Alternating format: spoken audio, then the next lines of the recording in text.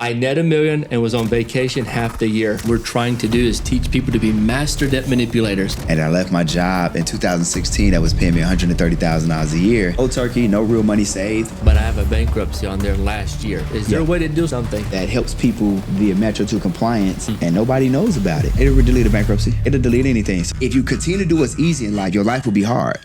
Now, I do have a question for you. Okay. Yeah. So I know you do marketing online. Absolutely. You're holding communities. Yep. You do stuff in business credit and stuff, but Absolutely. You're really mysterious on stuff, man. I'm like, what else does Dion? What is everything that you have your hands in right now? Yeah. So I can kind of give you kind of like a quick backstory on how everything got started with me. And I think a lot of people look at me and they say, well, man, he's got some stuff going on and he's got it going on, right? And so I think what they're seeing is it's not overnight success. I've been an entrepreneur since 2008. And I left my job in 2016 that was paying me $130,000 a year. And so even now, a person would say, well, man, that's a good job today. What job was that? So I started out, I was at Sprint. I did Sprint for like 8-9 years, and I did T-Mobile for a little over a year. And working there, I started off as a sales rep. I was #1 sales representative working there. And then I became a manager 8 months after working at Sprint, and I was the #1 store manager in the nation. Not just like in the district or in the area. We talk about like when you look at Sprint as a company as a whole and who's these managers running these stores, I was #1 in the nation doing that. And so I ran multiple stores. I did acting district manager work. And then I got recruited by T-Mobile. They heard I was doing some great stuff. And they recruited me for about 14 months. And then I went to T-Mobile and decided to work for them. And it really wasn't about the pay because they paid me more money, but it was really more so about the opportunity to grow and me feeling like I've always had this entrepreneur spirit and me feeling like I'm not being capped out and I can have the opportunity to grow and do things. And so I went to T-Mobile roughly about 120 days, like 90 to 120 days at T-Mobile. I was #1 in the nation at T-Mobile as well. Wow. And what made you stand out to the other people? I think it was really like I focused on not what we were selling. I focused on what wasn't selling. So, give you an example. When you look, when you think about like Sprint, T-Mobile, you think about your cell phone. You think about we're gonna sell it. We're gonna sell people cell phones. Well, the reality is that everybody's already coming in about a cell phone. Yeah. So I focused on. I said, well, why don't we sell them everything else? So when a person came in to buy a cell phone, or whether they came in to pay their bill, I made sure that my team focused on selling them home phone service, selling them a tablet. Like, let's sell them everything else. Like I had an acronym called DCM, and that stands for Demo, Convert, Maximize. Oh, shoot. That's cool. DCM. So every time somebody came in the store, it was kind of like a triangle we had where it was like, we're going to demonstrate these particular products right here. And we're going to go here to have conversation to convert the person. We're going to go back to the register. We're going to maximize. So it was demo, convert, maximize. That was the acronym that, we led by. And so what it did was, while everybody else was just selling phones, hitting their regular quotas, we were selling phones, we were selling home phone service, we were selling tablets. So if a mom came in with 3 kids, she was leaving out with 3 tablets. If an older couple came in and we switching them over from home phone service to Sprint home phone service or whatever the case may be. And so I took those same strategies from Sprint, took them to T-Mobile, and it allowed me to grow multiple stores to #1 in the nation. But I had an epiphany, and I was like, well, man, I'm only making $130,000 a year, but I was looking at these daily deposits. I'm managing 5, 6, 7, 8, 9, 10 stores, and all of these stores are depositing $50,000 a night. Wow. And I was like, so that's $500,000 for the day that they made on just the sales between these 10 stores. And then we sold X amount of many phones, and all these people are on $100 rate plans, monthly recurring revenue. I was like, they making some money, but I'm not. Yeah, you're capped. Yeah, I'm capped out. Like, I'm like, I can only make so much money. Y'all taking home the fat part of the check, but I'm doing all of the work though. And so in 2016, decided to go all in on me. I decided to respect, my business and running a business a little bit more than I respect working a job. Yeah. And so at the time, I was a travel barber and I had a clothing brand. And so I decided that, you know what? Those things, while I was doing those part-time working a job, they wasn't really working. It was just kind of like, it was a biz, but it was also kind of hobbyish because it really didn't bring in a whole lot of revenue. But in 2016, when I quit, I said, I got to do something. And so that's when Did you quit cold turkey? Cold turkey. Oh, shoot. Okay. Cold turkey, no real money saved. And that's when I got into financial literacy to understand how, credit worked. and things of that nature. So I had at the time when I quit, I had $40,000 in lines of credit on my credit cards, and I leveraged that to literally like pay my bills. Like even at the time, paying child support. Like I did what I had to do with the money that I had, and so I even took some of that money to help start my business. So the first business that I started in 2016 was I got into selling life insurance. So I was doing door knocking, cold calling, selling life insurance. I'm calling people that I don't know. I'm knocking on doors to houses of people that I don't know. And I literally was getting in people's houses, sitting kneecap to kneecap, how me and you are right now. I'm giving a financial presentation, tell them how they need life insurance, and then saying, hey, listen, sign right there, and then you got a life insurance policy. Do you think that being a good entrepreneur, so being successful in Sprint, T-Mobile, and life, all encompasses being a good salesman? This is why I brought it up, and I had to start there, because if we start like where I'm at now, it confuses people, and it makes people think that, well, they say it's like when you watch these podcasts, you watch these interviews, you be like, but how did the person get there? Like this stuff sounds cool. Y'all make this stuff sound like it's easy to obtain, and it's like, you're right, it's not. Yeah. Because the reality is that I promise, if God would have showed me what I would have had to go through to get where I'm at today, I probably would have said, no, I'm out. Oh shoot, yeah. You see, like, so the truth and the reality is that when people watch podcasts and they see these kind of interviews, what ends up happening is they say, well, if he could do it, then I could do it. And I'm not saying that you can't, but what I'm saying is you're going to have to go through what I went through, but you got to grow through what you go through. So you're going to have to be okay saying, well, I got to go here, I got to go there, I got to zig, I got to zag, because I've been broke a lot of times and I've been broke in. So, but the reality is that most people don't understand is like, if you want to be a successful entrepreneur, to your point, yes, me being a really good employee is what made me a really great entrepreneur. I love that. I wasn't the type of employee that I was never late for work. I wasn't late for work. Hell, I hated not going to work. I hated missing work, and I hated showing up late. Like this is why 8 months on the job, being a sales representative, I was number one, and it was a huge gap. Like my percentage to go was like almost 200%, while everybody else was barely meeting quota. Wow. So then they was like, wow, okay, this kid's got something good. I'm fresh out of college. You know, I'm running circles around people, and they made me a manager. And so I said, well, why don't I just take these same principles and attributes that the job taught me, and I transition that into work?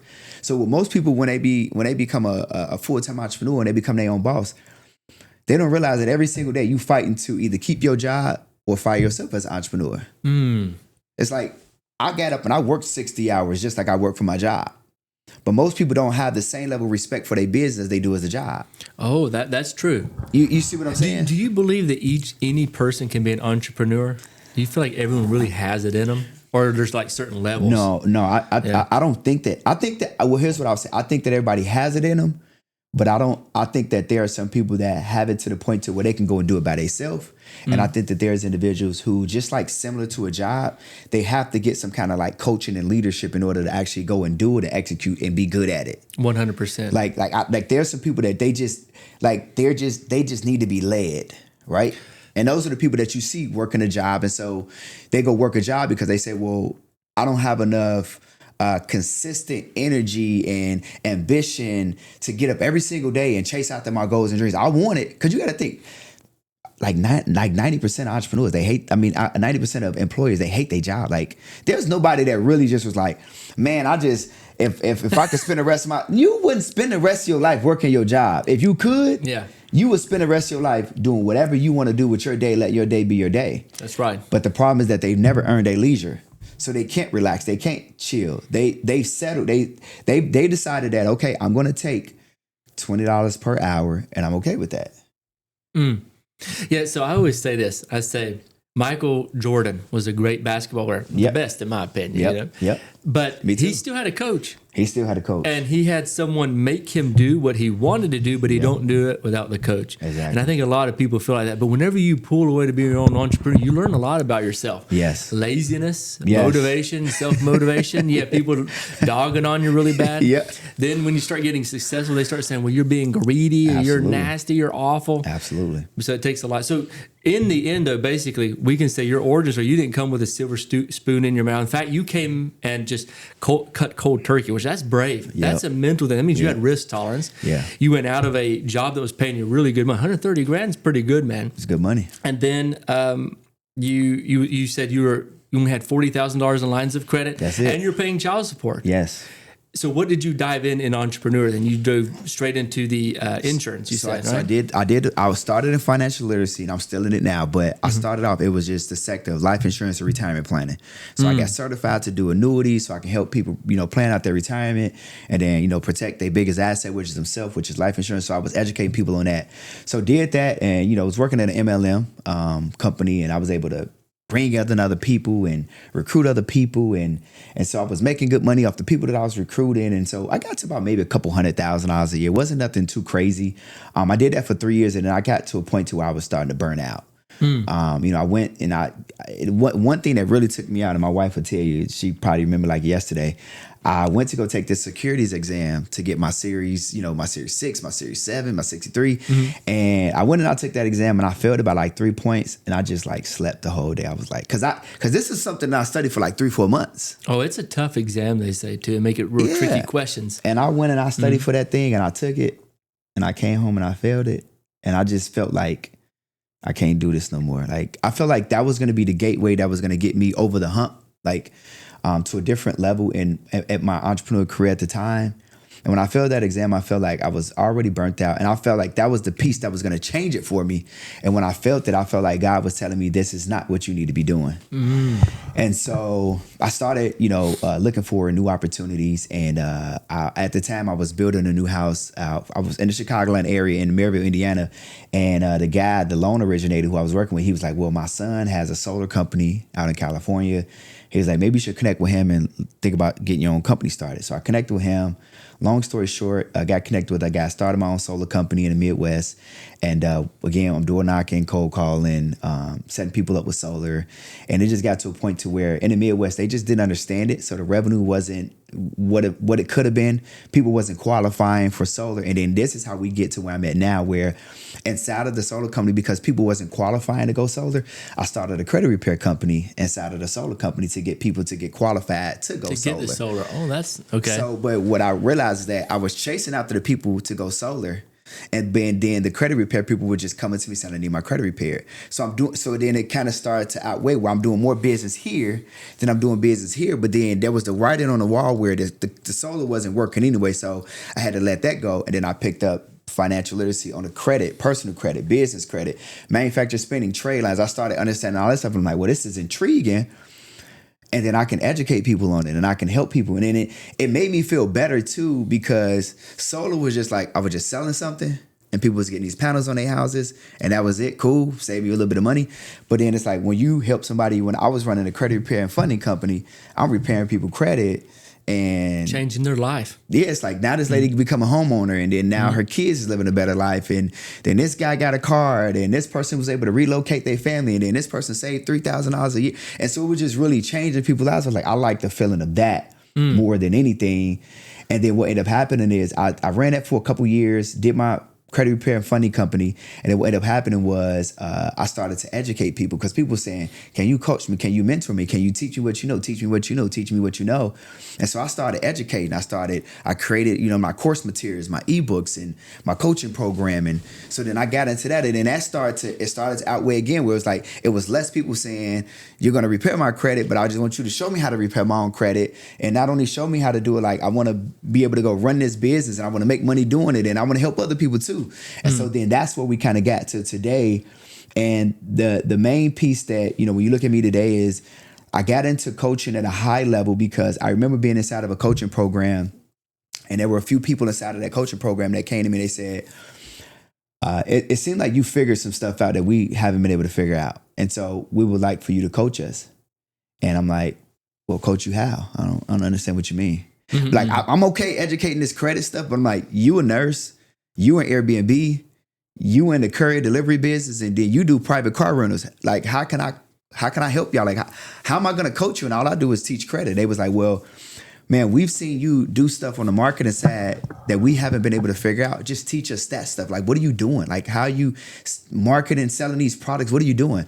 And I'm like, all right. So all 4 of those individuals paid me $15,000 to coach them. And all 4 of those individuals are millionaires.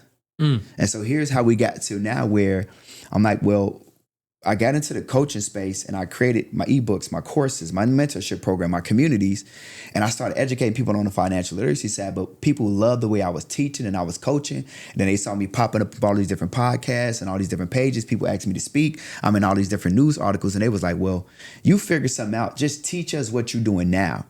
And so that's where you see now. It's like, well, what does he really have going on? I'm teaching individuals and entrepreneurs learn how to start, grow, and scale any business from any niche, no matter what niche you're in, no matter what niche you're in the industry in, how to leverage your credit so that way you can have the money to go market your business, and then how to create digital products and services and how to sell one to many. So if you can go out there, you got money to go market yourself, you get in front of millions of people in the world. But then if you get in front of millions of people and they come to your page, what are they going to buy? You have to have digital assets. You have to have a community, eBooks, course, mentorship program. You have to have these digital products and services that they can actually tap into and pay for. Once they pay for that, or once they come to your page, let's just say they come and they're not sure what to buy or where to start.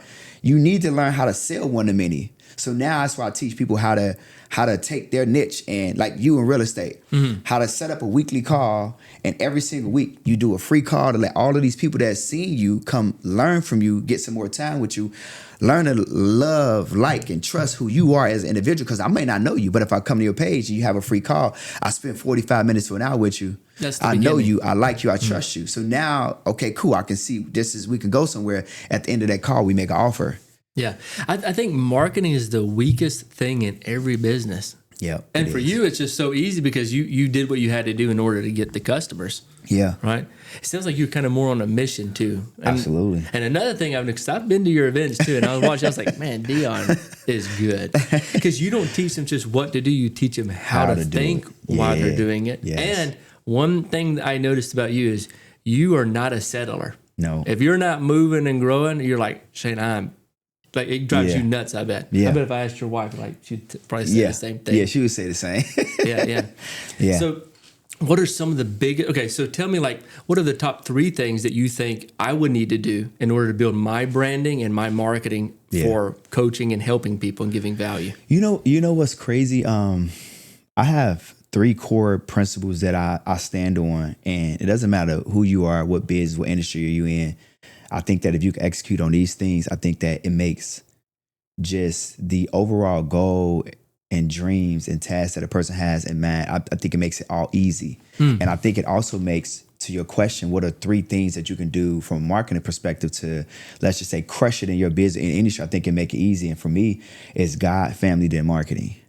God, family, marketing. Okay. So for me, I think that the only way to truly have success is to keep God first in all that you do. I think that you have to have,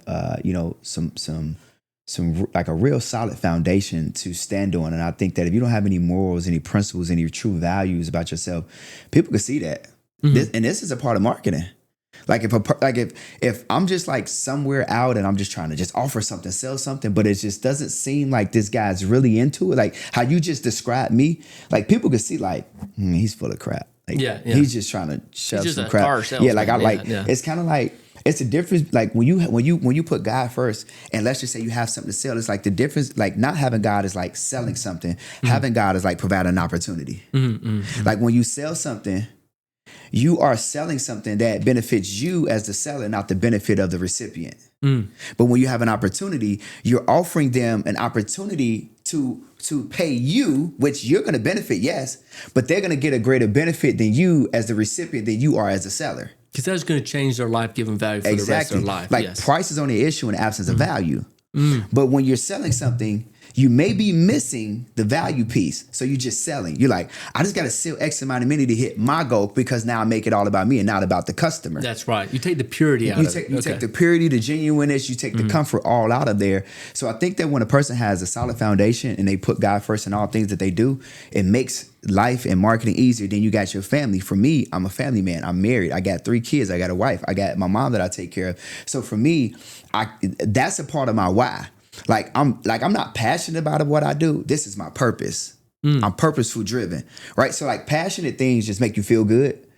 And then like when you don't feel good, although you're passionate about it, you do something else that make you feel good. That's right. So that's you right. really, you know what I mean? It's like people don't understand it, but like the things that you're purposeful about, they don't really make you feel good.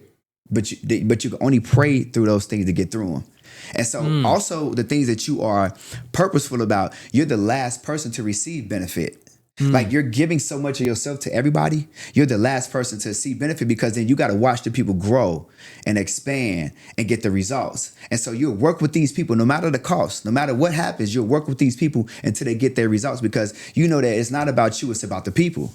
This is why one of my slogans I say is we always love on the people, even sometimes when people can't love themselves.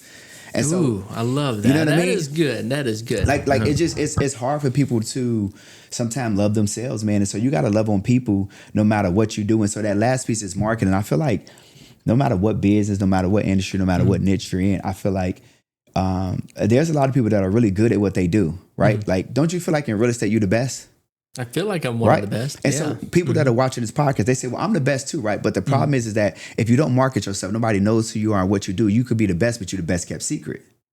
That's true. So it's if you're really good at what you do, then why wouldn't you put every ounce of energy, every dollar that you have behind you and your business of who you are to tell the world who you are? So then now people come banging down your door to get a part of Shane, to get a part of Dion, to say, dude, I saw you here. I saw you speak there. I saw you over there.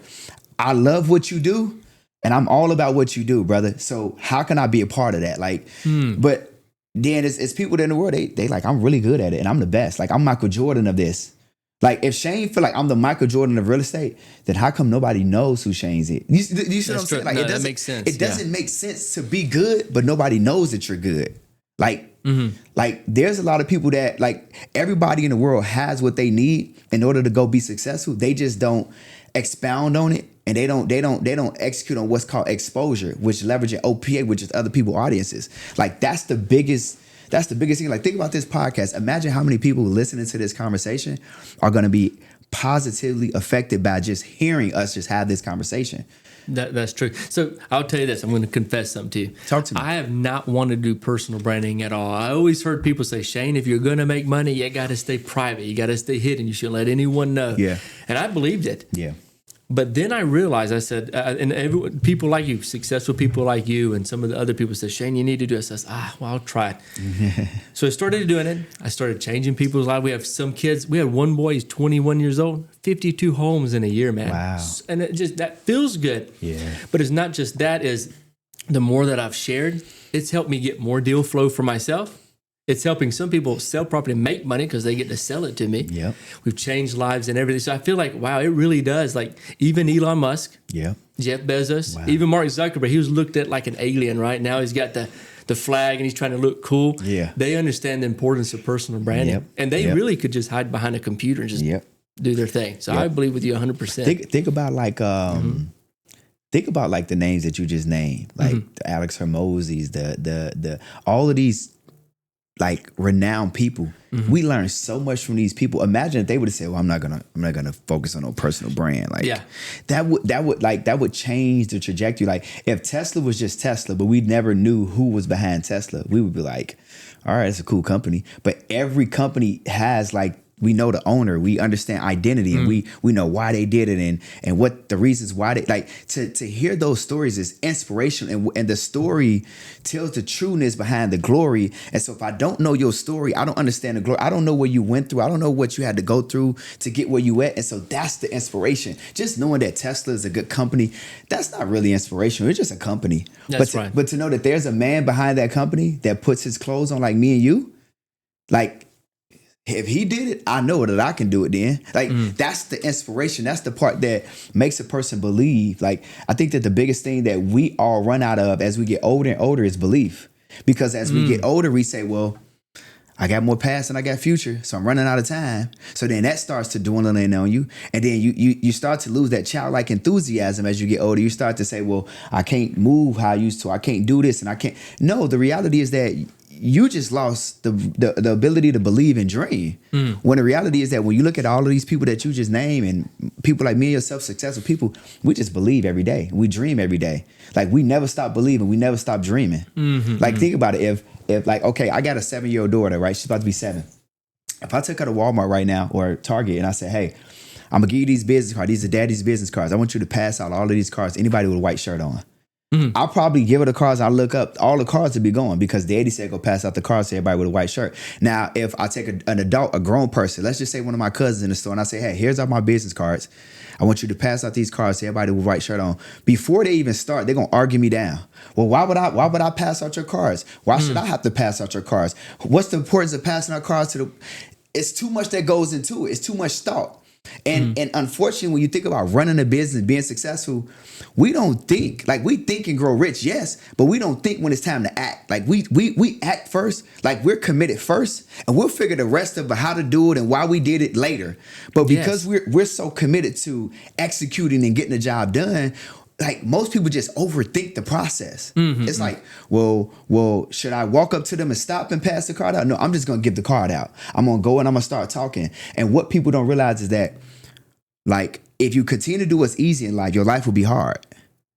But if you finally reverse and you start doing what's hard in your life will be easy. So if you stop just thinking about what should I do and how should I do it, just go and do it. And if you think that it's hard now, watch. If you continue to do what you think is hard, it'll start becoming easy. Then your life will be financially easy. Yeah, so they got to commit. So it's like Rockefeller. I'm sure you've already heard it, but like Vanderbilt came to him with the trains and said, hey, can you do, I think it was like a couple hundred barrels a day in shipments. And Rockefeller was only capable of doing like 10 a day or something. And he just agreed to it. But that's how he became one of the richest men in the world. That's it. So it takes like a so from you speaking to a bunch of young people, or older people, like a guy in his 50s could come and say, man, I've been working at a gas station and I don't think I can do it. How do you help them get that belief to say, hey, I can do it, and have that blind confidence to take action? I think it's a concept and understanding of helping a person realize that they're already good at doing something, and everybody else sees it. They just don't see it. Yeah. So how do you get the breaking from it? Is that like the most difficult thing that? So I think that it's easier to get a person to get out of that mode once they're doing something that they realize that comes easy to them but hard to us. So like if we met somebody at a gas station and let's just say he was good at, let's just say, I don't know, he was a mechanic or he's good at, but his job is he works at a gas station and that's just what he do. But if he was a mechanic, then my thing is well, why don't you, if you're good at a mechanic and you understand how to remove an engine, take engine out, I don't know how to do that. But if I wanted to do that, I would pay you to teach me how to do that, or I would pay you to come do that. So why don't we just focus on what you're already good at doing, and we can create products and services around what you're good at doing. You can create an ebook on how to remove a motor and take it out. Somebody wants to know. Then we can create your YouTube channel and you can do walkthroughs, and then inside of the description, we can put links to different products and services that you offer. Like these are things that people are already good at. So I think that it makes it difficult for a coach to teach somebody how to, let's just say, become rich and become wealthy, whether it's in the mind, the body, or the soul, when you're trying to get them to do things that they're not comfortable doing. Like, what has made my job easier as a coach is I'm not asking somebody to do something they've never did. I'm asking you to just focus on what you're good at doing and let me show you how to expound on it. Like, let me show you how to build on top of that, because it's very uncomfortable for me to go from teaching what I teach or not teaching financial literacy. And if Shane said, well, Dion, I want you to start teaching real estate. Well, I don't want to teach real estate. That's not what I'm good at doing. And it would be difficult for Shane to just start all of a sudden just start teaching other stuff. Like, and that's not who you are. Like my very first mentee and who I created and she became a millionaire she was a nurse. And she said, well, I'm going to pay you, but I don't know nothing about starting a business. I don't have a business. I don't have LLC. I don't know nothing about nothing. My credit is crappy. My credit's in the fire. Like, how do I do this? She's like, I'm just used to going to work. I'm flipping over these patients. I'm shooting them with needles and I'm checking their blood pressure. I don't know nothing about, what do you talk about a business? I said, well, here's what we're going to do. I said, you're really good at being a nurse, right? She said, yes. I said, well, what makes you good at being a nurse? And she said, well, I do this thing called strike nursing. She said, where there's different websites that I can go to. She's like, and I really love being a nurse because I love and I care about people. She's like, but not only that, she said, I can go to different hospitals and institutions where they'll pay me a higher or double salary of contract than what I would normally get paid. She's like, so like as a nurse, most nurses making low six figures, 108,000 a year, 110. She's like, well, I'm making $200,000-$300,000 a year because I can do strike nursing. And I said, well, why don't we package up and why don't we teach other nurses how to be a high paid nurse and get strike nursing contracts? I said, can you teach that? She said, absolutely. So we built her a business around who she was and what she was already doing. And now she's a coach to other nurses on how to get high paid nursing contracts. And then now she's creating her digital products. Now she's got a community. You see what so now she's got a community with all these nurses making $40,000, $50,000 a month off a community where she's showing them how to go get these jobs, and she's putting the links in there, and all these girls are now happy. And now they're going on trips together. And so it's like, I didn't tell her to do nothing different.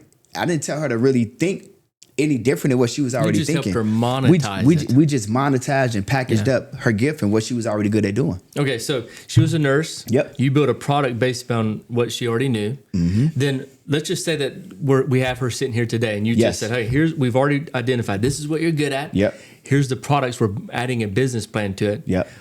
What would you do first to help market her and get her known?" So the very first thing we need to do is we need to reach out to, again, we need to leverage OPA, other people's audiences. Okay. Hey, Shane, you got a podcast, don't you? I got a guest. I think she'd be great for your podcast. Can she come on and speak and let the world know what she do? Okay, and so that's cool. Let's just say we hit 10 podcasts in, let's just say 2 months. So now we got 10 podcasts. Now she's everywhere. All right. Not only that, then now we have, let's just say we hit 10 blog pages. So social media pages like Shade Room, Hollywood Unlocked, Spiritual Word. Like we're going to hit all these different social media pages and say, hey, nurse goes from working a job, working 60 hours a week, to now running home business, working less than 20 hours a week. And she's made millionaires and creating other millionaires too. So then now all these people say, oh, who is this girl? I want to go follow her. Is that the one where you do like the carousel thing? All of that. You could do the carousel. You could do the comparison, the before and afters. You could do a reel where she's on your podcast, and it could be a nice clip that she's talking, and it just, you post it on all these different blog pages. So now if this is some news, all I'm doing is I'm just scrolling on social media and I'm saying, oh, who is this young lady? She's successful. Let me follow her. Oh, shoot. Okay. You know what I mean? So now we've got all of this exposure. She's on all these different podcasts. She's all over different social media pages. Now we got the exposure. So now one of those things we created and that we taught the person how to do is how to run weekly calls. So now if all these people are coming to this one central location, how do we convert these people into paying clients, or to help these people maybe monetize on what they do? We get them all in the one room. We get them all on that Zoom call. Maybe it's 400 or 500 people. And maybe on that call, we convert 10% of the people. So if 400 people showed up, we got 40 people that said yes to, let's just say, a $997 offer. So even on that call, that's 40 grand made. And then now those people immediately get access to your community and all your coaching programs and all the information that you put together. So let's just say, for her, an example, let's just say 40 young ladies decided to pay $1,000. So she made $40,000 on that call. Now all of those 40 young ladies go through her coaching program, let's just say for the next 90 to 120 days. And now they learn the same strategy. So now one nurse could have came in making $100,000. By the time she got out the program, she's making $250,000. So $1,000 investment just helped her make an extra $150,000 a year. Now she's able to take care of her family. You see what I'm saying? So she exchanged $1,000 for $150 a year. And she, like, we can't take back the knowledge and information that this young lady got. So again, fair exchange, there's no robbery. Yeah. So you have, so like this lady, for example, she was a nurse. She came to you. I'll show you. Y'all made a business plan. You marketed her. How did she feel whenever she first made like a big, because Dion, watch this look. Is this real? That's the exact thing. Like, I can't believe this is happening. What's going on? This is out of control. You changed my life forever. I'm so grateful for you. Like, this is the kind of stuff. Like, I'll show you. Like, and how good does that feel to you, man? Amazing. Man, that's cool. Look at this right here. Look, check this out. Look, she just texted me this on January 3rd. You can read it if you want to read it. Let's see that. Okay. So she shows a screenshot here of $1,086,000. And it says, another 7-figure year. We net $1 million. I need to do at least 10 million next. So she's already, so you've gotten her on the part where she doesn't settle. She's never You've settles. already got her going. So that's a good mindset thing that you plugged in. Yeah. I net $1 million and was on vacation half the year. See? Isn't that amazing? That's amazing. Yeah. That's amazing. And then watch this. I'll show you this. Look, she texted me this last month. And she's like from Ghana too. So she just bought some property out there. But I'm gonna show you what she texted me last month. Here it is. Right. Let's see. This is gonna blow their mind too. I like your shirt, by the way. I see it on the little screen over there. Man, that's nice. I appreciate you. Yeah, I want you to show them this too. This is amazing. Again, we just talk about somebody that's just a nurse. Like, this is not like a particular, like, this is a real, like, this is real niche down. Like a nurse, helping a nurse like become a millionaire is actually insane. And this was the very, very, very, very first person that I coached. I want you to see what she texted me. I'm trying to find it here. This was around, I think she did that in October, I want to say. So I'm having to scroll back a little bit. We'd be talking too much to each other. Let me see if I can find it. That's great. Yeah. All right. Matter of fact, here I'll go to the photos, and I'll just actually show you so you can see this in real time. All right. So where is it at? Let me just go to my gallery, and then that way I can show you the photo. I think it's really neat the fact that you're able to give value, change people's lives, and then she in return is going to share that with other people. It's just trickle effect. Yeah, and that's what you meant by when you said your purpose is to change people's lives. Basically. Yeah, and that's where I'll be telling people, like, me deciding to coach people, mentor people, and go all in. It really changed a lot of people's lives. And if I never, let's just say, made that decision or made that choice, the problem is that other people wouldn't have the ability to believe in themselves to go impact and just really like change other people's lives. All right, so here you go. Look, let me scroll down. All right, so here's so look at what she texted me, what she made. That was in one day.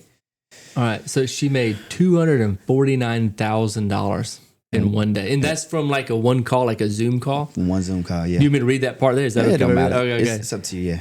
Yeah, her first 5-day challenge too. Yeah. And the numbers are $325,000 challenge, $30,000 on ads is what she spent. That's so you crazy. Do help them with the marketing side, not just organic, but inorganic stuff. Yeah, that's 10 times ROI, and most of my clients paid in full. We cash collected over $250,000, $249,000 on Stripe, and another $15,000 on Fanbase. Oh, so like the merchant account. Yep. No, that's amazing. Amazing, right? And I mean, I got stories like this for days. Like I'm at the point now where, I get over 17,000 people that I coach and mentor nationwide. And it's just, the stories like this just continuously trickle in day by day. And so again, when you are really, that you understand that you were called to do something, it's just kind of like second nature. Like my wife, she's like, well, how long are you going to do this? And I'm like, I don't know. I just love doing it. It's not like I'm working. I work and I work a lot. So don't get that wrong. I work my butt off. But it just doesn't feel like work. It just feels good. You know what I mean? So it's different. I think even if you were a billionaire, you'd still be working. It doesn't look like you just want to do nothing. A billion? Jesus. Or trillion, No, I think that I'm gonna eventually get to a point to where I just want to just start relaxing just a little bit, because the reality is that I do got 3 kids, and so I gotta spend some time with them at some point. But you're never gonna completely retire and be probably done. Not completely. I think I'll still do some form of high level coaching. Just focus on maybe doing in-person events and not a lot of Zoom stuff like that. Just letting people come in person and just learn from me and just sit there and even in my 50s, my 60s, my 70s, just sit there with me and just. What's your question? What do you want to know? And I think that the answers is what a lot of people need. Like most people don't have the answers to questions that they have. And if they had the answers to the questions, then they would be able to go get the results that they want. But unfortunately, what's happening is you got people that are asking people questions who are unqualified to get them the answers. So that's true. So, and it's like they value their opinion. You got to think like if your mom and your dad, the reality is that if your mom and your dad had the answers, they would have helped you a long time ago, but they don't have the answers. And so that's right. Nobody in our family has figured it out. And so once you get that person that, has, broken that generational curse, then that's the person that you go seek out. That's the person that you go ask the questions to. And whatever they tell you to do, you should do it because it would be in your best interest financially. What are some of the financial, things that you see most people lack in knowing, like you said, like a kid, they grow up under a family that maybe is not the most wealthy. They go to school, they learn, get a diploma, do the 9 to 5, or there's kids that break off and they just get a normal job, like you said, you're in Sprint and T-Mobile. Like, what are some of the financial things that you feel like actually hold people back that they just didn't know? The number one thing, and it's very basic, but it's not basic, is understanding the importance of credit. Like just even like how your credit score is, how it is comprised, the 5 different metrics, the data points, the different FICO scoring algorithms that the banks pull to whether you're approved or declined. Like there's a lot of people think that if I just had a 700 or 800 credit score today, I would be good. And the reality is that you won't, because you don't understand how that's made up. Like you can have no credit today. You can go to add 4, 5, 6 different trade lines and that'll get you to a 750, but the banks are still going to decline you because that's not your real true credit history. Yeah, it can help you. And it can fluff up the score, make you look good. But the reality is that you have no true history. Like you don't own any accounts. Like you're not the primary owner. You're just authorized user. So you're not the primary owner. So because we wasn't taught that true financial literacy, the credit in grammar school and high school and even in college. Like they don't teach, oh, well, here's your credit score and here's how you leverage your credit. Here's how you go to the bank and get a line of credit. Like it's interesting to me that how was it that we went to school as we were barely adults, we had no proof of income, but they let us sign on a dotted line for a loan and student loans. Yeah. We had no job. Hell, they weren't even sure we were going to graduate college, but they let us sign for student loans. But then when we graduate college, and now that we're adults, and I got a job paying me $60,000, $70,000 a year, I can't walk into a bank and get a loan for a business or even personal use. Nobody wants to just loan you the same type of money. How easy it was to get a loan in college, it's not that easy to go get a loan right now. So again, we weren't taught like these fundamentals of credit. And I think that from a financial literacy perspective, from a financial perspective, that's the foundation that we need to have understanding of. And then if we understand not only how my credit works, but then how I can go and leverage my credit, there will be more people financially well off than more people struggling. Because if I don't understand and I don't respect my credit, then what ends up happening is I disrespect it. And what happens is I go get a car and a house, or I try to get this stuff, or maybe I don't qualify to own a home, and I'm going to go rent. And now I'm in a 2-bedroom, 2-bath, like let's just say 900 square feet apartment, and it's costing me $3,000 a month when I could have owned a house, for 3 times the size and for maybe $1,200 a month. So I'm paying all of this extra money. I got no ownership, and it's killing me. I go to the car lot. They ask me for $3,000 down because I got a 520 credit score. Then I got to pay 20% interest. So I didn't pay for this car 3 times over. So it's like you don't understand how much money you're losing, and you don't understand how you're financially drained and you're struggling and you're living paycheck to paycheck because you don't respect your credit. You don't understand your credit. Yeah. It's really sad to know that in school, they do not teach us about debt, how to manage debt. If anything, that's what me and my team, we're trying to do is teach people to be master debt manipulators. And you just said something, a really good trait that every business person understands, but a lot of people don't. Some people either say, don't get any debt, or they just abuse debt. Yep. They never know how to be right in the middle. And the most wealthy people in the world is like the 1%. That means 99% of the time we're getting our knowledge from somewhere else, right? Yeah. So I think that's a pretty interesting thing that you put there. And whenever you are, for example, you actually said something pretty neat. Just because you have a good credit score doesn't mean you have good credit all the time. Right? So what are some of those people out there? Like we have some young guys in here. What would you say for someone that said, hey, look, here's how you need to start the credit and here's how you need to beef it up?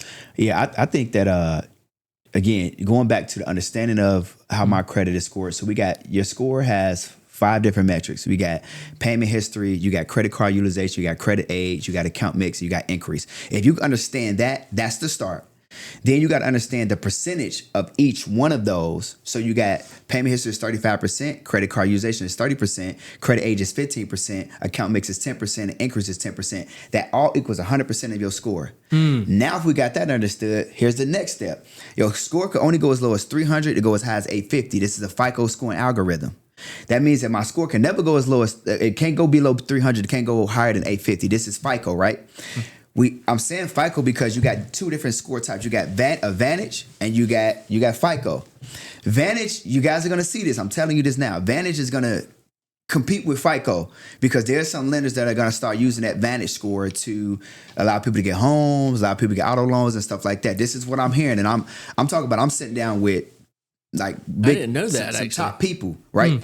And so, but right now they use the FICO. And so you got different FICO scores, which is like FICO 8, FICO 9, FICO 10, which means that when I go sit down at a lender, the auto loan company is going to pull a different FICO score than a mortgage company. Because if I'm going to pay a $500 car note for the next 5 years, that's a way different weight of responsibility than paying a $2,000 mortgage for the next 30 years. So the lenders have to say, is this person that got the credit worthiness for us to lend this money to over this period of time? So these are different algorithms. So what score you get based upon your FICO for the mortgage company versus the auto company is going to be totally different. They're going to weight different metrics differently to say, is this somebody that we should be lending our money to and he's responsible enough to give us our money back? that. Once you understand that, then now you're in a position where you'll know if I have a 700 credit score, what lender is going to lend me money. They're going to approve me or disapprove me or not. I also know if I have an 800 credit score, but if I got 12 different inquiries on my credit in the last 24 months and I try to go to Chase Bank, but I got 12 new open accounts in the last 12 months, I know that Chase Bank is automatically going to decline me because of their 524 rule. They say in the last in the last 24 months, if you have 5 new open line credit accounts, it's an automatic decline because they want prime customers. So if I understand just this basic stuff, the basic fundamentals of credit, then now I can get into how do I beef up to make sure that when I go to these different lenders, they're not declining me. Like I said, you got trade lines, then you got primary accounts. You got to understand, okay, well, which primary accounts are going to help me? I need a good account mixture. I need revolving accounts. I need installment accounts. Revolving accounts say I owe somebody money. What I have to pay back every month is a totally different amount, like your credit cards. Am I actively using my credit card so I can keep my score going up? Then I can ask for credit limit increases every 90 to 92 days, and they're going to give me a credit limit increase. So then now I look like a more worthy lender. Do I have mortgages? Do I have auto loans where those are installment loans where it says I owe you money? What I pay back every single month is a set amount. Like this is what lenders are looking for. So if you haven't mastered that and understand that, and then have a nice credit age about your credit profile, you can't expect for lenders to say yes just because you have a 700 credit score. So then now it's like, well, if I understand the fundamentals, I know how to beef up my credit profile, add primary accounts, add trade line accounts, and then I know how to manage both of those.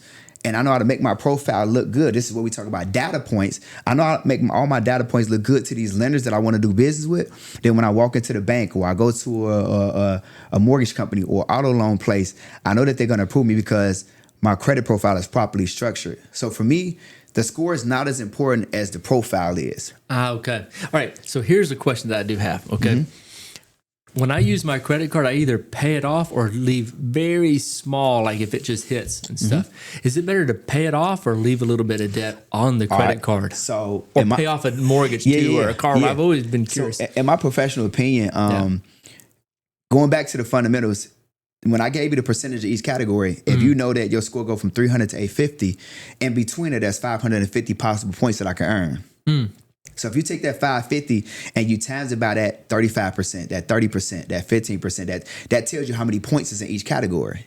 Yes. So then if I want to get the maximum points out of my credit card utilization category, we know that, okay, if I don't have a credit card or if I have a credit card that I haven't used for a while, then it's laid dormant, then they're going to decrease my limit.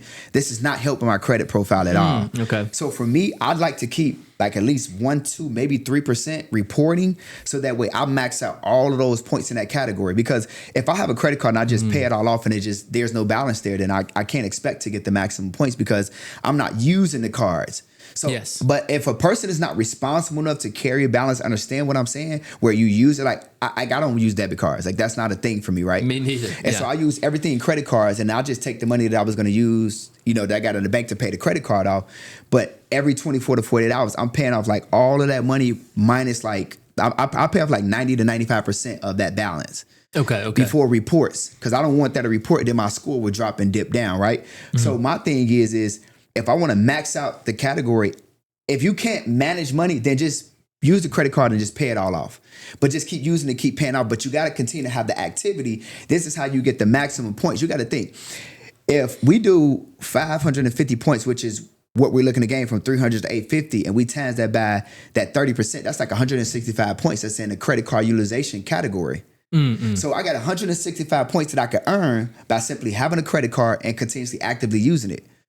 But those points are at risk for people who don't have a credit card or don't continuously use their credit cards. Okay. You see, so you got to think there's a bucket of people in the world that never use credit cards. That's crazy. But these are the people that are struggling to get into the 700s or in the high 700s or even hit the 800s. They got 165 points at risk. Think about it. If my score goes as high as 850 and I minus 165 from that, my best score is what, a 680 something?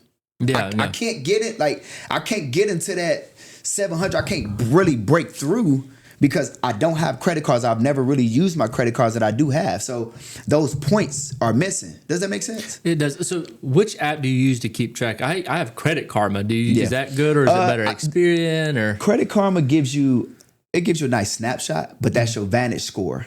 So you won't be able to see like what's truly happening. Yeah, you won't see your FICO, and you won't see what's truly happening in real time because it's free. Like you gotta pay to get it. You gotta pay to get a copy of your credit report snatched. Like what most people don't understand is most people just think that credit is like every 30 days I'm gonna see what's happening. No, credit is fluent. There's stuff always happening with our credit. It's just that you only pay for an update every 30 days. Okay, yeah, you see what I'm saying? But now the creditors they update. If you're an active paying person, they update every 30 days. But if you go to the auto loan place right now and get a car, if they submit that, that's submitted. That's going to pop up any given day. Whenever the bureaus decide to refresh, they're going to refresh. But you're just going to go check every 30 days, or you're paying to get it refreshed every 30 days. But things are happening to our credit every single day. How often should you apply for credit? Because here's my issue. So I use credit cards, so now I'm going to have to do what you said. I should have did this with Smitty too when we did ours. Is pull up his and let him audit and tell me what I could do. Yeah. But on my age of history. Yep. I'll pull up my credit thing here when it comes. But on my credit history age is the thing is it shows like 6 years or 5 years, but I've had credit since like a long time. Yeah, so your age is 7 years and 5 months. Okay. So what they did is they take all accounts and they add up all of the years and they divide them by how many accounts you have. So if I was to get new credit today, that'd drop it down. And then your score would drop too. So how often do you think I should do it? This is only 15% of your score though. So you see what I'm saying? Okay, gotcha. So this right here will be 35% of your score. That's payment history. This is 30% of your score, credit card utilization. Okay. And that's good because that's only at 1%. Then we got whereas we at credit age, that's 15% of your score. Total accounts, which is account mix, that's 10% of your score. The increase is 10%. So this is good. So you're getting a max here, you're getting a max here. You're close. Yeah, you're pretty much getting the max here. You're getting the max here. That's why your score is over 800. So how often should I do for credit though? With that, even though it's by 15 points, do you do it like every 6 months, something personal kind of thing, or every year to not let it? It's up to you really. That's why people in our position, once we got good personal credit, because we never really we don't have to really leverage and use it. We get business credit. So tell me about business credit. What's the difference? A lot of people don't know that that's a completely different credit score, right? And I'm not familiar with anything. So you're going to have the baby talk me on that. Yeah, I got you. So biggest difference is the actual number. So personal credit go from 300 to 850. Business credit go from 0 to 100. Okay. All right. And then on the personal credit side, you know how I said that there was 5 different metrics? Yes. On the business credit side, the only metric that they really looking at is payment history. So they're looking at your ability to have accounts and do business with different companies and pay the money back on time. Now, your score can range between that 0 and that 100, and the way that you can get 100 is it's based upon how fast you pay your balances back with each lender that you have.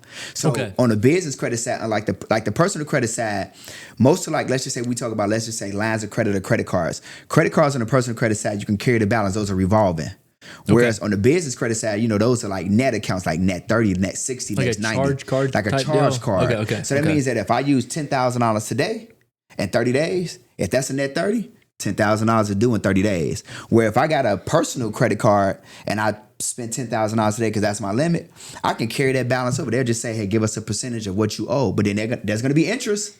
And it's high now. And it's high. So there's going to be interest. So it's like, but here's what most, especially new business owners don't understand when they think about it. Everybody say, I want a business credit card. I want business credit. You really don't.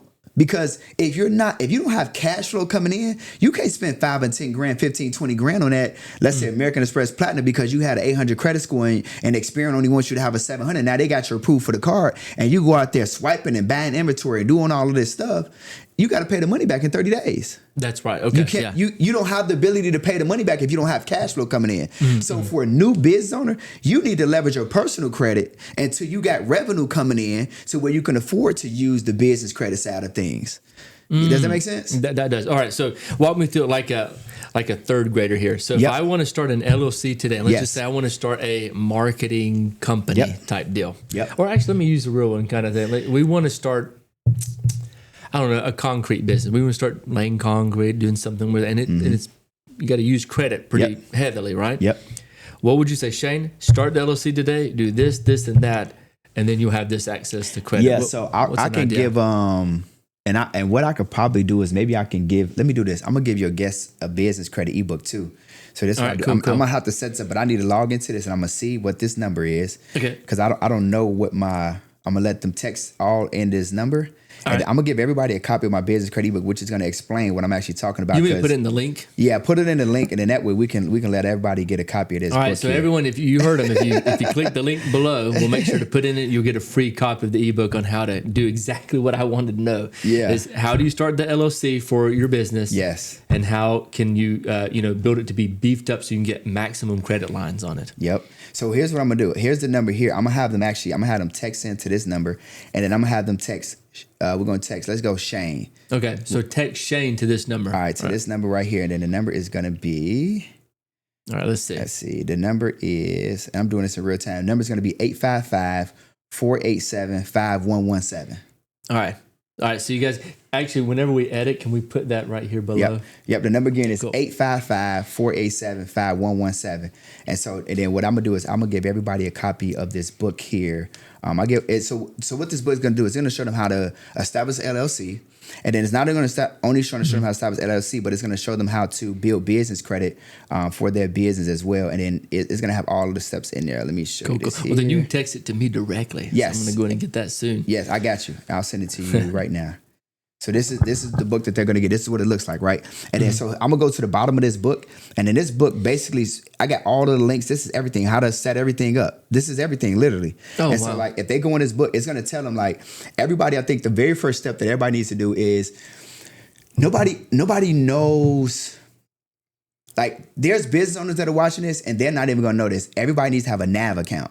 NAV.com. Okay. NAV.com, you'll create a profile, and it's gonna give you a business credit profile. And when you put in like your EIN number, if you already have a business, like, so this is for the person that you already got your articles of incorporation, you already got your EIN number, you got everything set up, right? Once you've gotten that set up, you go to NAV.com.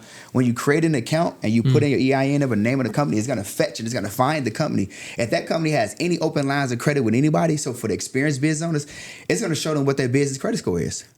Oh, wow. It'll literally say, hey, you got a 70, you got an 80, you got a 90, you got 100. It'll tell them exactly what it is. If they have nothing, it'll say you have nothing because you don't have any accounts. Now, if you look in this book right here, I'm going to show you right here. Yeah, turn it toward the camera right there. These are the different accounts that I'm going to tell you guys that you're going to get. So these are what you would call like net accounts. But these are like, you know how like on the personal credit side, we got like trade lines that we can add to beef up our personal credit. These are going to be net accounts that you can get on the business credit side to actually boost up your credit profile so that you can start to populate a business credit score, which is going to be your paydex score. Oh, wow. Okay. You guys make sure to click the link below or call the number. Text Shane to Dion. Yeah. Text Shane and you get the book. So there are companies like on the personal credit side, we do like Credit Strong, right? Mm-hmm. So Credit Strong will be a primary account that we will go get in order to help us build credit. On the business credit side, you can go to creditstrong.com. At the top, it'll say personal biz. You click the business tab, and it'll show you that you can have what's called a business fusion account, where this is an account that you will pay to have a business line of credit reported to your business credit. So they're going to report that you have an on-time paid account. Let's just say a $2,500 limit line of credit that you're paying it on it. So that's consistent. So that's going to build up. Remember, we only on the business credit. They only looking for payment history. That's it. So, man, it's so much simpler. It's simpler. So now you're building payment history. So now your score gets to populate. Here's the beautiful part about having Credit Strong account on the business side. It's a fusion account. So all the money that you're paying to report, that goes into like a business savings account. So if you pick let's just say a 2-month repayment term for this fusion account, at the end of 2 months, let's just say you're paying $300 a month. At the end of that, $300 a month times however many months you put it in there, that money is now yours. You get it. That's pretty neat. That's neat. It's kind of forcing you to save. I like that. Yes. Then you got another company called, I'm going to go with, let me give you this, and I will go with eCredible. So eCredible takes any, let's just say, bills that you have. Like, let's just say you got your light bill, your cell phone bill, and you had all of that in your business name. They would take all of those bills and they would start reporting it to your business credit side. So instead of you just paying on it and having it and not getting any credit, now you'll get credit and it'll start reporting those payments to the business credit side. You got to think this stuff is cheap. eCredible is, what did it say? $10 a month. Oh, shoot. Yeah. That's worth it. This is $10 a month. Then, like, when you get your NAV account, they have something called NAV Prime. That's $40 a month. They report a trade line. Then I just told you about Credit Strong. You can do anywhere between $100 and $115 a month. Like, this is all stuff that people need to know. You got Red Spectrum. Red Spectrum will give you a business line of credit that you can pay. This is all business stuff that people need to know in order to build credit, because here's what happened. There's going to be somebody that say, well, How do I go get a business line of credit? How do I go put my car in my business name? Or how do I go in maybe put my house in my business name? If you got good, strong personal credit, that's golden. But then if you also can show I have an LLC and an LLC shows lines of credit open that you've been constantly paying, these companies say, that's somebody I should lend money to. Like I should lend money to this person. Like this is good. Now the beautiful part is on the business side, there's a lot of lenders that will heavily say you have to personally guarantee for a line of credit. Okay. You have to personally guarantee and you have to show us proof of income. So just because you may go and you may set up these accounts and you may have an 80 or 90 or 100 paydex score on your business credit side, that does not guarantee that you can just walk or go to a financial institution to get a business line of credit. That's not always the way that they work. So you got to still go by their guidelines and requirements on what they're going to want or not want to approve you for a line of credit. Gotcha. Yep. And the interesting thing that a lot of people don't know is whenever you have this on an EIN, because it's an EIN number pegged to the LLC, right? So if you have debt there, it doesn't show up on your personal, right? Correct. Just because you personally guarantee it, don't show up, right? Yep. Like I'll show you like I'll pull up one of my business credit cards. And this it's the good and the bad part of having business credit where it's like, yes, it doesn't show up on my personal credit unless I default on a line of credit. Then it will show up on my personal. But then it's the bad part is like I gotta hurry up and pay the money back. Like I can't just sit on this. So like if you look at this business credit card, like you can look at this here. You can read the numbers too. Like so you can see like what the limit is at the bottom. Is it okay if I read it out? Okay. So total credit limit on one credit card, $120,000. That's amazing. And you can tell them what the balance is. What I got to pay back? Balance is $41,770. Yep. And then the minimum, where's the due date? Oh, you already paid the minimum due, right? I paid it already. Wow. I pay my bills, man. That's great. But one thing's important. You don't go and just go to, well, that's a nice shirt, but you didn't go to Louis Vuitton and just blow it. You put it for business. You actually use it for business. For sure. Absolutely. Do you have anybody that come in that you guys have coached in the past before you give them like, I guess, training on how to handle debt? Do you ever help people get credit and then they went and just put it on irresponsible things? You got to come get onto them. It's a lot of people that do that. And my thing is I would rather people be responsible when they create or when they're using a credit cards, because there's something called debt, like what you talk about, but there's also a thing called good debt. Like me and you, we established good debt where the money is making money for us. So that's called making money babies. But we use it leveraging somebody else's money. Whereas like you got people that just create debt where they go out there and they go to Louis Vuitton, they go shopping and they do all of this stuff. And then they like, I got to pay the money back. And now you created a problem that you can't keep up with. And so I think that it's better to not only create good debt, but then also while creating good debt, put yourself in a position to where the credit cards that you're using will give you cash back and reward points. Yeah. Hold on real quick. Austin, is that camera dead or something? Oh, okay. So like if you look at, like I can show you here, let me go back. I'm gonna go back to this card. So if you look at so good debt would be like you spending that $41,000 on ads, for example. You're gonna make back like $100,000, you know, for example. So like if you look at here, just for using this card, so like most people use their debit card, right? They don't never use their credit card. So like for me spending money, the money to create the good debt to make me more money, I still make money off of the money that I spent too. Off the points. Because now we got $25,700 in cash back just accumulated for just using the card. Like, and now correct me if I'm wrong. Those are considered rebates too. You don't have to pay taxes on rebates, do you? I don't have to pay taxes on this. No, this is crazy. Like gifts. Isn't that amazing, you guys? So like we literally, the wife just booked the trip for my daughter for her birthday. We're gonna go to Mexico and we used the points. So it's like it's a free trip. So I was gonna spend the money anyway. But think about people who don't use credit cards, who may be watching this and they say, well, I've never used credit cards, but you're using debit cards. Debit cards are not giving you cash back. They give you no protection. There's no protection, no cash back, no reward points. So you're just spending money just to spend money. Even if you're running a business using a debit card, you're spending money just to spend money. Yeah, you may have a lot of money in your account. That's cool. Like I had a good friend of mine.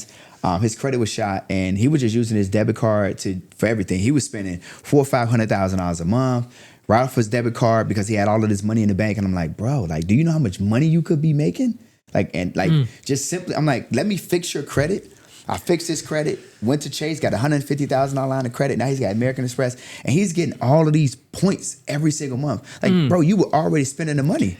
You know, there's this one guy, and okay, going back to financial literacy and mixing it with what you just said, there's some people that just say, that's bad. And I'm sure you get that. Like, why would you get that, right? Yeah. There's this one guy I know that his expenses per year on product, because they do like roads and stuff, is $120 million a year. See? And I said, man, you got to use cards. He goes, no, I'll just do a wire. He just can't wrap his head around it. I was like, man, you are leaving so much money on the table. Wow. That's crazy, huh? Yeah, we got to sit down with this guy. Yeah, I have to take you down there and let you sit down and talk to him. Because I said, man, you could get so many points. And he spends so many hundreds of thousands of dollars a month on fuel, which I've heard there's some great fuel cards, right? Yes. Stuff too. Yeah, it is. It really is. Okay, so real quick too, and I know we've kind of gone for a while and the wife's over there waiting and everything, but what other things do you, now we've talked about business, we've talked about credit. Yep. What kind of things do you invest in? Do you invest in stocks or crypto or anything like that? So interesting. I got friends who always talk to me about crypto. I've never really gotten into that a whole lot, not heavily. Got a little bit here and there, some Solana, a little Bitcoin, whatever, but not nothing like that I'm probably proud of. But heavy. Same here. I don't understand it. Yeah, heavy into individual stocks, mutual funds. I got a lot of IRAs. I got annuities, and that comes from me when I was teaching in the financial literacy industry, when I was selling life insurance and doing retirement planning. So I was able to understand what annuity was and what a mutual fund was and what a variable annuity was. And I understood it. And so it made me comfortable with saying, okay, well, let me put my money in there. Yeah. And, now having different brokerage accounts and stock accounts via mutual funds, that's what I put a lot of my money into. And I've made six figures just this past year, just by having my, accounts that has grown tremendously. And made my money. Yeah. So, is it just compounding within the accounts, or are you taking dividends or anything? I don't even take the dividends. Like I got one account, and I can show it to you. I got one account that the dividends go right into another account to keep making money. It's like I don't want to take the money. You're compounding. Yeah, I don't even want to take the money. Like I'm just like, well, let me just keep reinvesting the money. And so, individual stock accounts, and then we have I have a lot of different mutual fund accounts. And again, it's just a way for me to, let me see if I can. So very conservative investments is what it sounds like. Yes. Do you do any risky investments? Well, Bitcoin, I guess the crypto would be a really risky stuff. But mutual funds are tied to the market, so those are risky too. And I'm very aggressive with the accounts that I have. So like if the market went to hell in a handbag today, I would lose all of that money. Big chunk, there's nothing that I could. Like I can't do anything about it, but like here, I'll show you. Let me go to. And then one question is, whenever you do your business credit or anything, do you ever borrow against those, or do you always keep those separate since you can always do them unsecured? Yeah, I never borrow against it. I just always keep it separate. But like this will show you like one of the accounts, and this is what I made like in the last 12 months just from that one particular account. Oh, that's amazing. That's great. Yep. And then this account here is like a high yield savings account. So just having money there, just 2.4 billion. I'm just kidding. You know what I mean? So look at the trajectory of the chart. Like this is money that's just steadily growing. You know what I mean? And so my thing is I invest with stuff that I can understand. But here's what I also would tell you too. I'm a risky person. And so if a person teaches me about crypto and I can understand it, and I can wake up at 2:00 in the morning and navigate around and feel my way around, I would try it. But nobody's never set me down and said, hey, but now here's what I will tell you. I regret not getting into Bitcoin. Because I remember, so in 2000 I had just graduated. This is when I had graduated college. This was like 2008 to 2010. People were like, in my area in Chicago, they were heavily on, like, they were having like little meetings in rooms like this. Like, we got to invest in Bitcoin. And like, I would go to these meetings like, these people are crazy. What are they talking? What is this Bitcoin? I didn't know what they were talking. I'm like, you know what? Let me get out of here. This is like a cult. I'm not dealing with this crap. I'm out of here. I'm like, I know all those people are freaking rich now. Like, dude, Bitcoin wasn't even it was like cheap. Yeah, it was like less than $1, wasn't it? It was like cheap. And all these people was like, and it was this one guy, he kept coming like, bro, I'm telling you, this is the future. And I'm like, no, you're just crazy. Yeah, when I heard about Bitcoin, it was actually from a friend of mine, and he said, "Shane, you got to do it." And I was looking, I said, "No, I'm not going to do it," because I had heard from other people. They said it's the dark web, and people were buying like bad things on it and trading guns and drugs on it. So and I was like, "Oh man, I'm not getting mixed up in that." Crazy. But I really wish I would have put even $100 would have been something, Yes, if we could have put 1,000 in there just to see. Like, it would have been crazy. Like, I heard something about 50 Cent recently. Somebody had paid him in like some Bitcoin or something for like back in the days when his CDs had came out. They was like, "Hey, let me give you this Bitcoin." He was like, "All right." It was like $60-$70 or something. They was like, "Hey, let me get some of those CDs and I'm gonna pay you in Bitcoin." He's like, "All right." They said, "Now that's like 50-60 million bucks." Dude just went and was like, "Oh, I forgot I got this Bitcoin. Yeah, let me check it." If I could go back in time, it'd be Bitcoin. If I could go back in time, it would be Bitcoin. So it's like what we got to think to ourselves: what's the new Bitcoin today? Is it like artificial intelligence? Like what is that new thing? I'm kind of feeling like and thinking that maybe it is artificial intelligence. Like it's something AI related. It's taking over. It's really. Do you use AI in your business right now? I know like in credit repair, I know they use like letters and stuff. Has AI been able to be incorporated in that? Yeah, so right now in the software that I created that helps people improve and enhance their credit via Metro 2 compliance, that leverages AI. So we mixed in compliance standard with AI. So the software every 2 to 3 minutes updates itself, is learning the results that we're getting. And so people have been using that so anybody that's watching it, they got jacked up credit. I'll put that in the number when they text it. I'll put a little link in there as well. So if you have any challenges on your personal credit, or somebody got challenges on their personal credit, I'll send you a link, and they can literally use the software with the click of a button. They can upload their credit profile, and with another click of a button, they can literally send off all their letters to the credit bureaus and get negative items deleted. And the reason why it's easy and it works and it's effective is because they're leveraging what's called compliance standard of reportability. So in 1997, the credit bureaus put in place what's called Metro 2 compliance, and nobody knows about it. And so I created this software that leverages Metro 2 compliance, which states that every single item that is listed on our consumer credit profile, it must meet 5 points of compliance to even be reported. If it don't meet reportability standards, then it jeopardizes the integrity of any information that's being reported. So if you send in a letter that is a Metro 2 compliant letter, the credit bureaus will know, like, oh shoot, this is a different type of letter. Yeah. They just get it off for that, because they don't want to go back and forth, and they don't want to fight, because it's a standard that they put in place, but nobody knows about it. Okay, I have a tough question that I want to ask. Yeah, go ahead. What if someone comes to you and they say, "Hey, I want to learn how to fix my credit, but I have a bankruptcy on there last year"? Is there a way to do something, or is it one of those things they have to just wait the full 7-8 years? No. So with the software that I got, it would delete a bankruptcy. Okay. Yeah, bankruptcy, child support, eviction, student loans, collections. It doesn't matter what's on there. That's not stuff that's hard to get off. It's in everything. It's in everything. It doesn't matter. Crazy. Yeah, like it'll delete anything. So I would never tell somebody wait 7 years to let a bankruptcy fall off. Like no, I mean you filed it. It doesn't have to wait till they get discharged. Like, let's challenge it. Let's challenge the credit bureaus to get it off of there. How long will it usually take to get off? Is it like a 6-month process, 2 months, or just case by case? Here's what you'll learn from somebody who really understands the credit repair industry. You can never really promise a time, because we don't control the credit bureaus. That's right. Like they do what they want to do, and the reality is that the credit bureaus get paid to report information. So if they get paid by GM Financial or T-Mobile or another company they get paid every single month to report this data. When you send in letters to challenge to get items deleted, the main reason why they won't delete is because they're getting paid to report. Like, they don't want to delete. But when you send in a Metro 2 compliant letter, the real determining factor on whether items are going to stay or get deleted from your credit profile is a machine called eOscar. So when the letters go into the credit bureaus, they're scanned by these machines. Boom, boom, boom, boom. Like, we think that a human is just sitting there reading it like, I better do. No, it's not a person. It's a machine. It scans it, and it's looking for certain coding, which is the language that it speaks, and the language is called Metro 2 compliance. Okay. So the machine was created to speak a language and to read certain coding. So if you send in a letter that does not have the coding in there, it's going to be hard for you to get your desired results.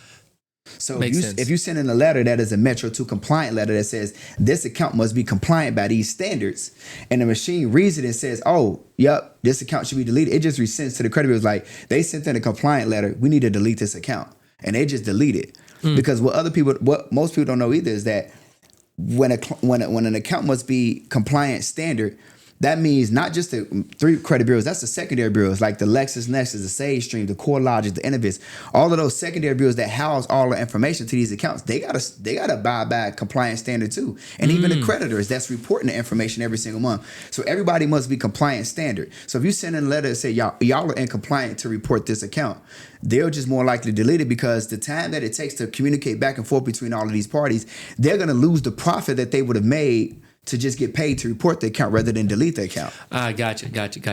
See what I'm saying? And how important are those secondary credit bureaus?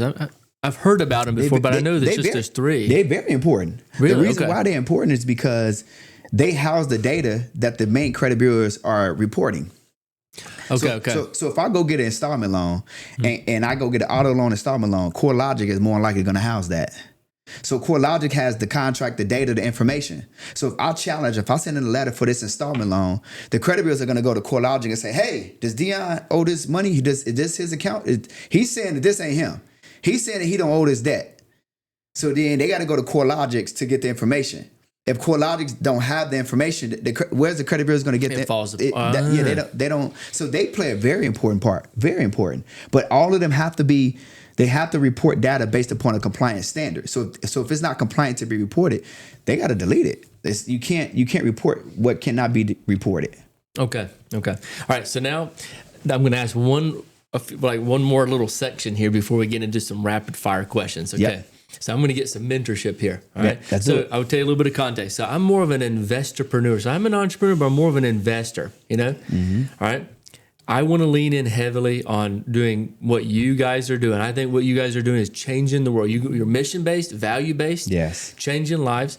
And honestly, to me, I want to grow my community and meet as many people because it's a nerdy thing. I think real estate, I'm a nerdy guy and I love it. Yeah. What do you think I need to do in order to, number one, position myself just like you did for that lady that's the nurse that's doing really well, okay? Yeah. And I'll tell you some pre-context here. We've held 2 conferences, 2 large ones that we could, like 400 or 500 people. That's large for us, right? That's large. And I lost $100,000 on the first one. Okay. I learned from it. Then the second one, I lost $200,000. So it seems like I didn't learn as well, right? Yeah. But I told my team, and we're all the same, we're not trying to make money off of people off a $100 ticket. We did it to, number one, meet as many people as we can, get them in the room and see what future partners we can have. So that's kind of our thing, is to get in the room. However, if I could break even or make some, because if I am trading my time and taking myself away from my investments, I need to be able to be compensated a little bit. Okay, so we're in the negative heavily on the educational side and the community side. Yeah, give me my little formula, 1 to 5 step. You say, Shane, do this, and that, and you'll be good. What you have to execute on is you have to do exactly what God said, which would be fruitful and multiply. Okay, you got to multiply Shane. Okay, so that means that. If you host an event and you don't make an offer for people to get coached and mentored by you at the end at a high ticket, which means that if Shane makes X amount of many dollars per day, let's just say all of your properties are making you, let's just say 10, 20, 30 grand a day, then that means that you should be making an offer to the people that says, hey, listen, I'll coach you for the next 6 months for 20 grand, for 30 grand.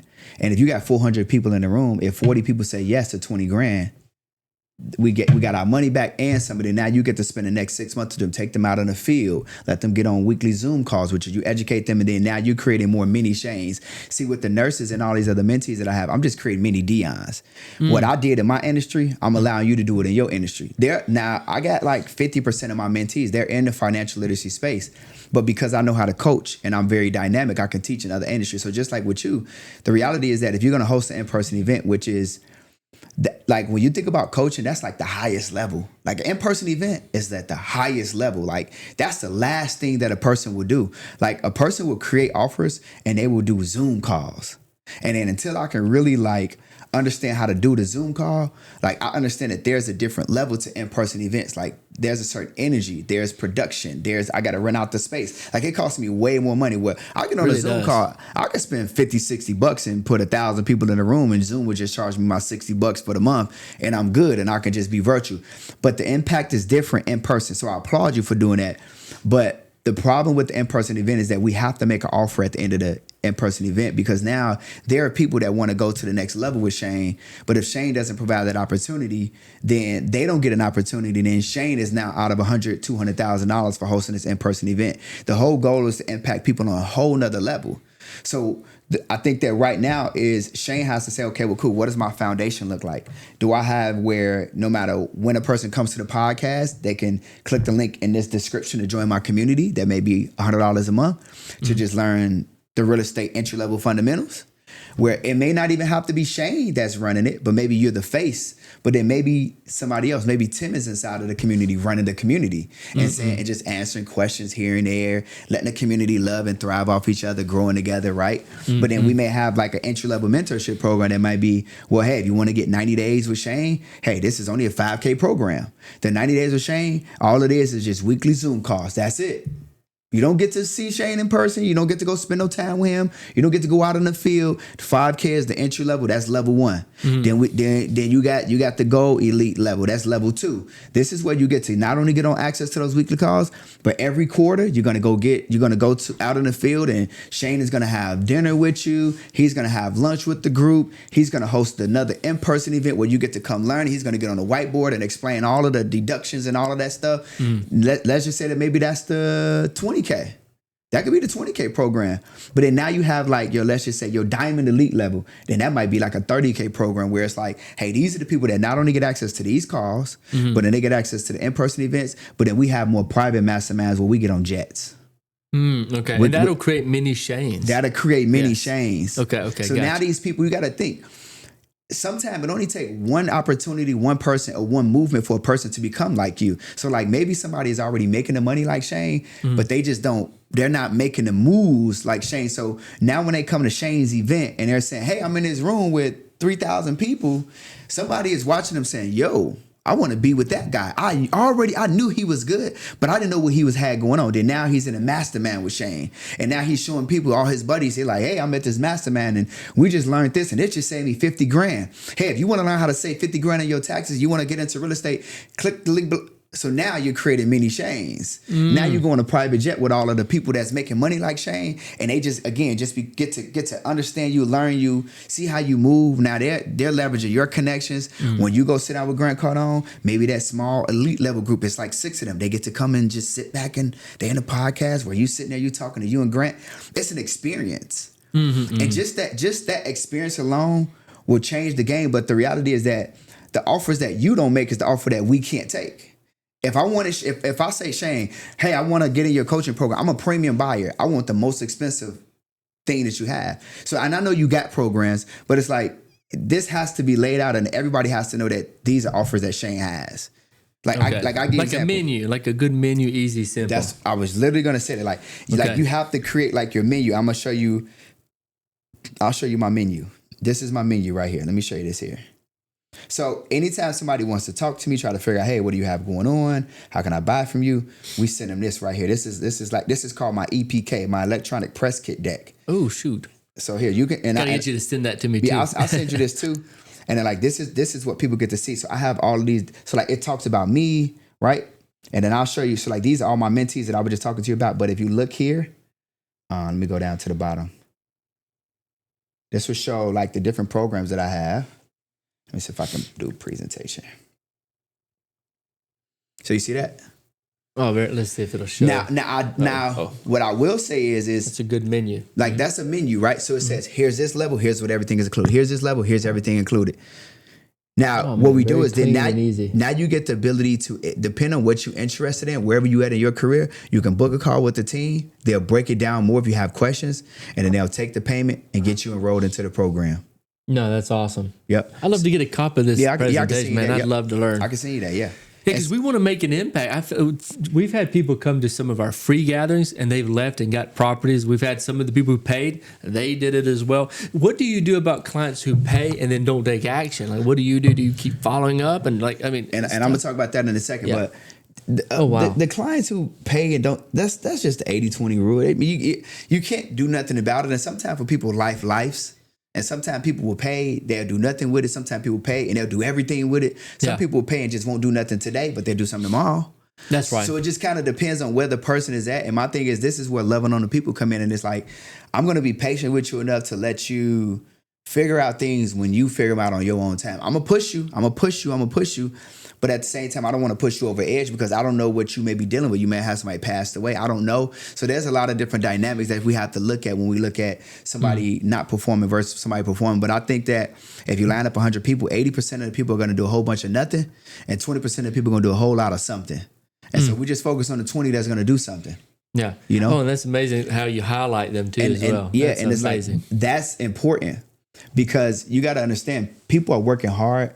And it's like, even like for people that work a job, they'll be like, oh, here's your 10-year anniversary. And they give them a cup and a pencil and a eraser and say, thank you for being here for the last 10 years. And they be like, oh, and they're excited. And they go home and they show their family, I got this T-shirt from work and I got this and that for doing 10 years. And they wear that shirt for the rest of their life. They're excited about it. It's the same thing here. You got to give awards and recognition in the program because it lets people know I appreciate you for not only investing in yourself, but believing in me enough to be a leader to you. So here, I'm going to award you with this milestone that you've been able to accomplish. Like you said, like that guy that got 21 years old, got 50 some houses. He needs some kind of award and recognition. And so like at your next events, when you guys do your events, like at my events, I do quarterly events. And at my events, everybody that has hit a milestone, they get to fill out this form. They get to apply and fill out the form if they hit the milestone. And at the event, I award them with their awards in front of all these hundreds of people. So then now think about that. If there's somebody in the audience who's not a part of my program, guess what they want to do when I make the offer at the end? They want to join my program. They want to move on. It doesn't matter the price because they say, these people are winning. I want to be around these people.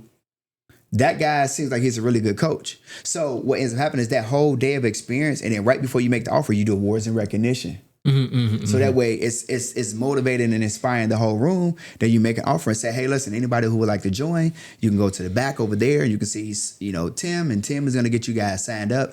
And hey, and this offer today is a 20K program. Just to go ahead and get started today, you can do a $5,000 down payment, and then we'll do the 15K over the next 3 months, and we get them rolling. Oh, so you have options to be able to help make unless it accessible they want to pay, to unless they want to pay in full, because like if you pay over time, then obviously there's more on top of that because there's more money that we have to pay more interest. But it's like, hey, you can pay $20K today, or you can pay $5K down, and then the rest another $20,000. So it's $25K if you want to pay over time, $20K today. So some people are gonna pay the $20K. I don't want to pay nothing extra. Sure. But then some people pay the $5K. So again, if we got 400 people in the room, and we can close 20% of the room, let's just say that's 80 people. If half of them, 40, decide that they want to pay the full amount of $20K. We know how to do math. Yeah. We know how to do math. And then the other half say, I'm going to just pay $5K down. Like, what's that, $1 million in a day, roughly, somewhere around there? Oh, man. Yeah. And so here's another question I have, and I think you've told me this before. Since you're making a bunch of small Dions, and there's like this nurse, she's doing her own marketing, she's doing her own community. Do you come and speak on their communities too and help out as well? All the time. To really enforce it. All the time. So y'all really are all helping each other. Yes. Yes. Okay. And then we even do like partnership stuff too. So if let's just say like I get example, I got a call today and a call tomorrow with 2 young ladies in my program. Like one, she just sent me a Zoom link to get on her Zoom. So we're gonna do a Zoom meeting link once I leave here, and we're gonna be talking about her hosting a like a 3-day live virtual mastermind where I'm gonna help her facilitate the entire 3 days, and then we're gonna do a profit share split on the money that's earned. So let's just say if she does this 3-day event, let's just say she makes $100,000, then we're gonna split the $100,000. Yeah. So it's just like I'm always working with them. Yeah. Yep. All right. So I asked the last person on my guest on the show. Yeah. I asked him the same question. Whenever everything's done, and God forbid you pass, and there's a tombstone, what's the one sentence that you want written underneath your name? One sentence or one or two sentences? Yeah. One sentence is. That's a hard question sometimes. It's for me. It's hard, but it's gonna be easy. He knew the plans that God had for him. Oh, that's great. Yeah, that's great. I love that. That's my sentence. Is he knew the plans that God had for him. And that ties right into my favorite scripture, which is Jeremiah 29:11. And it says, for the plans I know that I have for you, plans to prosper you and not harm you, plans to give you hope in the future. And so a lot of times I think that we are in control and we're not in control. No, I love it. Like God is just only wanting us to just get up and show up every day. If we can get up and show up, everything else is already done. No, 100%. So tell everyone online where they can find you. Yep. On all your socials and everything. Yeah, man. Social medias is at Mr. Phenomenal Power on all social platforms. The only one that I got my real name is Facebook, and that's Dion Coopwood, DionCoopwood. And that's where you can find me, man. I'm just gonna motivate you. I'm gonna inspire you. I'm gonna make sure that no matter what you do, you don't give up, you don't give in, you don't give out. Oh yeah, and I have to admit, we met you through Smitty. Yeah. And he's a great guy. He's incredible. He's so young, man, and doing so good. Yeah. And he says, Dion, he loves you to death. I appreciate man? It, man. So he's like your little brother, right? That's my brother right there, man. Yeah. That's my brother right there. Well, it's been an honor. I'm just happy you got to finally come here, and you're going to be speaking at our event February 27th, 28th. Let's do it, man. I'm excited, you guys. I get to speak both days. You get to speak both days. Both days. I can't not let you do that. You have to. All right, cool. Let's do it. Man, thank you for coming, man. Appreciate it. Thank you, brother.